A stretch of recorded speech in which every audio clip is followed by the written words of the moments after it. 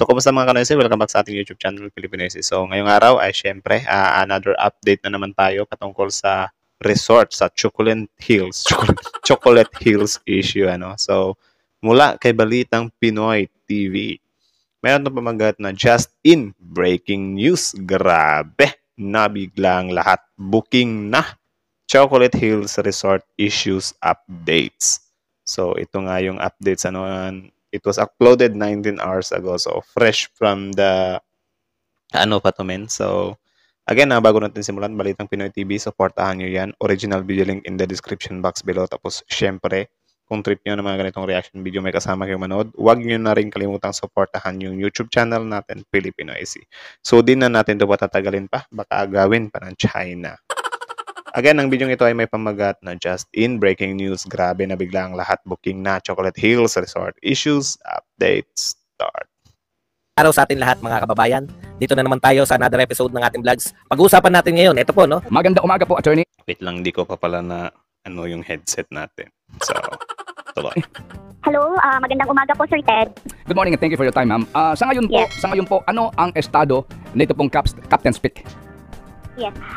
We just saw online yesterday, no, the post of the DNR because we haven't received po any official written replies coming from them after our investigation last year. So I'll just base my answer po doon sa mga nakikita namin online as posted by the DNR. Actually, they have already issued the cease and desist order for the Captain's Peak Resort to operate, no. So Grabe, may cease and desist order na guys. So, good luck na lang talaga. Yun po yung status ngayon. So, sinasabi po ninyo, ang status po nitong Captain's Peak na ito ay sarado. Actually, it's based only on the representation of the DNR based on their postings online po na ipapasarado na daw po nila. Kasi Sir Ted, I'd like to give you a brief background lang po of all of this para lang po may perspective and context, no? I'd like to put a context on all of this. Last year, August 2023, we called for an investigation in province when we knew that there is a resort in the Sagbayan municipality na nasa gitna ng hill. So, we immediately called... Sa Sagbayan pala siya, no? Kasi parang ang Chocolate Hills known sa Carmen Carmen, Bohol. So, parang connected din kasi yung Sagbayan at Carmen. Kaya parang ito palang place na ito ay sa Sagbayan. Okay? Tuloy. DNR and other stakeholders to answer, no, the query of the Sangguniang Panlalawigan. And it was manifested that DNR allowed the construction and the development of such resort per resolution that they issued, no, dalawang resolutions pa ngayon endorsing and approving the construction and development of the said resort. 'Di ba? DENR tapos 'yun parang may something na maghuhugas ng kamay. So sino ba talaga yung totoong may sala dito, men? So yan yung yan yung aabangan pa natin kasi for sure maano to mabibitag din to, men. So that is why the provincial government of Bohol through the Sangguniang Panlalawigan recommended to the DNR to hold in abeyance any construction and development within our protected area in the Chocolate Hills and also to revise their guidelines allowing the same. Kasi DNR, per their manifestation in our investigation, meron po kasi silang inallow, no, na development doon sa protected areas natin under such conditions po na siniset din nila. So yun po yung panawagan namin to the DNR na i-revise nila yung mga allowable nila na dapat gawin doon sa area. So for example, in this case, diba nakikita natin may mga slides. May pag-revise pa na nangyari, men. It was allowed by the DNR because 20% lang daw ng hill ang nagagamit. But the province of Bohol really is not in favor on that. That's why we requested them to revise that guideline. Sige, hanggang dyan lang po muna kayo sa paliwanag nyo. Nag-react pala sila na gusto nilang ipa-revise. Ika nga daw, yung 20% gagawin na lang sanang 0% kasi kawawa daw talaga yung Chocolate Hills, men. Na babalahura Bernie? Opo, kasi magtatanong na po ako. Okay, sige po. Yes, so sabi ho ninyo, Agosto po nung nagdaang taon, kaninyo, di ba? Dahil po sa merong na privilege speech na isa pong bukal at ito nga kine-question po itong construction na ito ng Captain's Peak. And then doon po sa inyong mga pagdinig, nagkaroon kayo ng mga panukala na yung Joint Committees on Environment and Tourism kung saan po kayo po ang chairman, di po ba? Yes, okay. And then nagkaroon kayo ng sinasabi ninyo na ocular inspection at mga findings no? Dito po. Yes. Officially po, ano ang inyong report sa Sangguniang Panlalawigan doon sa inyong ginawang actual na investigasyon on the ground? Yun. Sagutin mo ng maayos, madam, ha? Yes. Our official report na meron talaga siyang naitayo. And then, DNR allowed the same because nag-comply naman daw sa mga guidelines na siniset nila when they approved the said construction and the development. And then, another report and recommendation na binigay namin to the plenary ay we recommended na dapat yung guidelines nila. Sino ba tong lalaking to, men? DNR ba to? Parati natin siya nakikita sa mga videos na ganito eh. DNR ba yan, men? Comment down nga kayo sa baba. Should be revised na dapat, because since it is a protected area, dapat there shall be no construction or development done in the area. And then we also, until now, we are developing a legislation and ordinance to the effect na comprehensive siya, not only for Chocolate Hills Natural Monument Heritage, but also all other sites in our Geo Park. Did you recommend anything para po sa agad na aksyon ng DENR on this particular issue doon sa inyo pong report, maliban doon sa baguhin ng kanilang polisiya kanino? Yes, we recommended that the DNR take legal action after their thorough investigation. Kasi lumabas po kasi doon sa investigation namin na the ECC that was already issued to them does not cover the other structures based on the law. Yun. Dito talaga nadali yung may-ari, men, kasi ino-operate pa rin nila kahit wala silang ECC, ano. So, yun, kung may tatayuin or itatayo man kayong business, ano, tapos halimbawa ganyan, meron kayong mga kulang sa requirements or may mga requirements pa kayo na hindi nakuha. Siguruhin nyo na lang talaga, guys, na i-secure nyo yan kasi magsisisi kayo sa huli, men. Imbes na, kasi yung iba sa atin dito, isipin natin ba na, di na natin yan kukunin yung requirements na yan. Pwede naman sa iba para makatipid tayo. Pero hindi, maling mindset yun, men. Pagdating ng araw, kapag ka nagkabukuhan na, mas malaki pa yung ilulugi mo. Halimbawa, ganito. Ang nangyayari dito, isa siyang protected area. Tapos, yun, nag-invest ng malaking pera, 10M. Tapos, alam nila na protected area yan. Ang ano lang dito, kung meron nga silang mga, halimbawa ganyan, like aware sila na, protected area to. Tapos, may pa under the table sila. Kunyari lang yon, ay doon. Ubos ang pera mo. Parang nabasura lahat ng pinaghirapan mo kung ganon. Kasi ika nga nila, walang usok na nagaganyan. Kaya sa mga aspiring businessmen dyan, kung alam nyo na parang may something dyan sa papasukin nyo, huwag nyo na lang ituloy kung hindi nyo kayang kunin lahat ng requirements, di ba? Or sundin yung nauukol na batas patungkol sa mga negosyo nyo. Kasi iiyak talaga kayo, men. Di lang basta-bastang iyak. Dugo talaga. And the guidelines of the DNR, kailangan po, meron pong ECC, another ECC, if you add another structure, na wala dun sa development plan in the previous ECC. So, sabi ng DNR, in the process of compliance pa daw yung owners. So, we recommended, na kailangan mag-investigate further sila, and at the same time, you take the legal action since DNR is the appropriate agency to take action on that, and in coordination with the LGUs at Bayan. So, meron na ho kayo nakitang violation? Nako, pasingit na tanong. Doon, yes. Actually, we were even telling them na dapat yung sa ECC nila, kasi dapat may additional ECC sila for the other. And then the DNR said na in the process of compliance naman daw po. No? So we told them. So parang nangungonsente yung DNR. Tama ba yung pagkakaintindi ko? Or siguro parang inano lang nila ba na okay lang yan, to be followed naman siguro yan, something like that. Tama ba? Na okay, DNR, you should take legal action on that or anything na under your authority. Ma'am, yung LGU, ano ang findings ninyo doon sa municipal government sa lugar na ito? Yes. Actually, the LGU rin, according to the representatives na pumunta doon sa mga investigations namin, sa mga hearings namin, they said na since inalaw naman daw po ng DNR, then meron naman daw silang mga resolutions, meron naman daw silang mga endorsements coming from the Protected Area Management Board. Then, yung LGU naman, they also allowed it. And then, sa ngayon, we haven't talked with LGU of Tagbayan, hindi pa namin sila ma-reach kahapon. But sa kami, sa province, because under the local government code, the provincial government of Bohol has the supervisory power over our LGU. So, since according to the DNR, meron po silang cease and desist order, then we, the provincial government of Bohol. Bakit nasali si PBBM sa video ito, men? Tingnan nyo nga. Supervisory power over our LGU. So, since according to the DNR, meron po silang cease and ba't sinali si PBBM dito? Siguro dahil baka isisisi sa kanya. Kasi yun nga sa nakaraan nating video patungkol sa isyung ito, hati yung opinion ng mga tao dito kasi alam naman natin yung president, present at past president natin ay nagbabardagulan yung mga fan nila. Tapos yun nga si PRD, grabe din mangbardagol sa present president. So parang sila, nagsisisihan sila kasi si PRRD daw, watch niya yon yung pagtayo ng resort na yan, bakit daw hindi nakita. Tapos si PBBM naman, ngayong watch niya ito. So parang ang gulo din kasi talaga na sinisisi ng mga tao yung mga presidente. Ewan ko talaga. Bakit? Kasi yun, meron din namang mga tao na sila ba na, no, that's not in the president. Yun yung mga lokal lang dyan. Yung may dyan, may mga pakana dyan, yung mga nag-aproba lang talaga yung dapat sisihin dyan. So kayo, do you think sino nga ba? Comment. Tuloy. Order, then we, the provincial government of Bohol, will see to it that LGU shall enforce the same together with the DNR. Sige po. So ganito ma'am, bago po itong ilang pang katanungan natin, ma'am, sinasabi po ninyo na pinayagan ito kasi 20%, no? Yung sinasabing threshold na hindi mo gagalawin yung Chocolate Hill, no? Hills in this particular case. Opo. Paano sinukat yung 20%? Sorry, sir. Di ba sabi po, di ba pinayagan daw kasi hindi naman sila umabot o hanggang 20% lang nung downhill, nung bundok ang kinonsumo nitong resort owner, di po ba? Yes. Okay. So ano ang sukat? Paano mo masusukat yung 20%?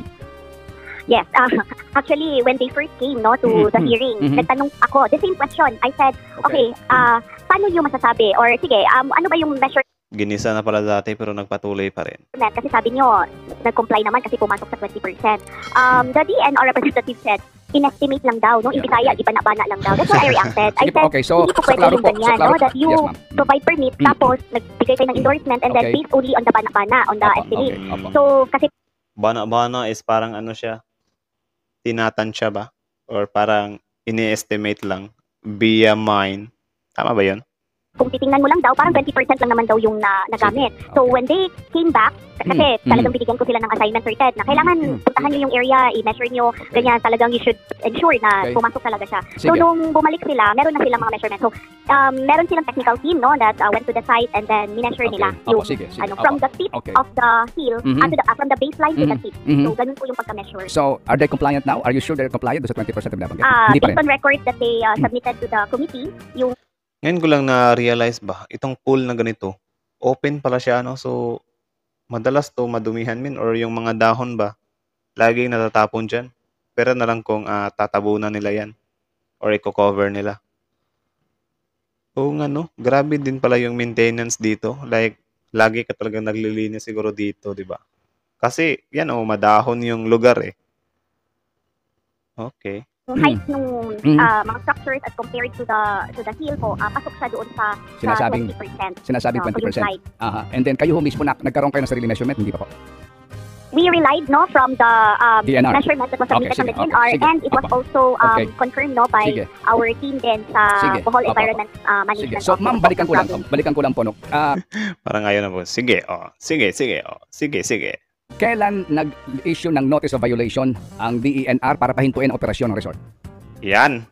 Sir Ted, actually I do not have personal knowledge on that because dun po sa mga hearings namin, as far as the Sangguniang Panlalawigan is concerned, wala po kaming information on that, no, kung nagbigay ba sila. And then even after the hearing, wala na po kaming naririnig from the DNR despite our letters to them sa aming recommendation and sa aming mga request. But attorney, isn't it, with all due respect, your responsibility na sorry po. Alam nga namang hindi sumasagot sa inyo, hinayaan nyo na lang.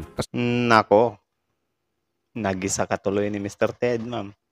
Ngayon, sagutin mo yan. Kasi po, our question is, since the first notice of closure, dahil po sa violation na nakikita nila, hindi ho ba dapat wala ng anumang pong development o activity doon sa resort? Tama.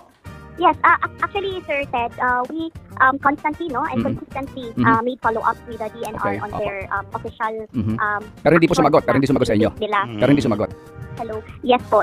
Pero attorney, hindi ho ba... Magaling din lumusot itong si Madam. Marunong din siyang sumagot, I mean. Pero hindi ho ba, attorney, to abbreviate ito ating interview because we don't have so much time. Ma'am, pero hindi ho ba, hindi sumasagot ang DNR, yung provincial, ito pong board na ito, na siyang dapat nagdesisyon sa ganito pong uri po ng protected natural park natin. Meron ho naman kayong contempt powers, di ba, sa Sangguniang Panlalawigan. You can compel them to answer your questions in an official hearing. Sir Ted, with due respect also, no, the Sangguniang Panlalawigan can only call, no, for any resource person to invite them for an inquiry or an investigation in aid of legislation. So after po namin, no, na-dispose, no, but we cannot compel anyone, no, that's beyond our powers in the Sangguniang Panlalawigan, unlike Congress and Senate, no. So after po nung investigation namin in aid of legislation, because we also are in the process of crafting our ordinance, So parang ano to men, itong si Madam, ano talaga siya, clean talaga siya. Do you think? Comment nga kayo sa baba. Kasi ano siya men handa talaga siya or alam niya yung ginagawa niya. Ewan ko kung ako lang yan.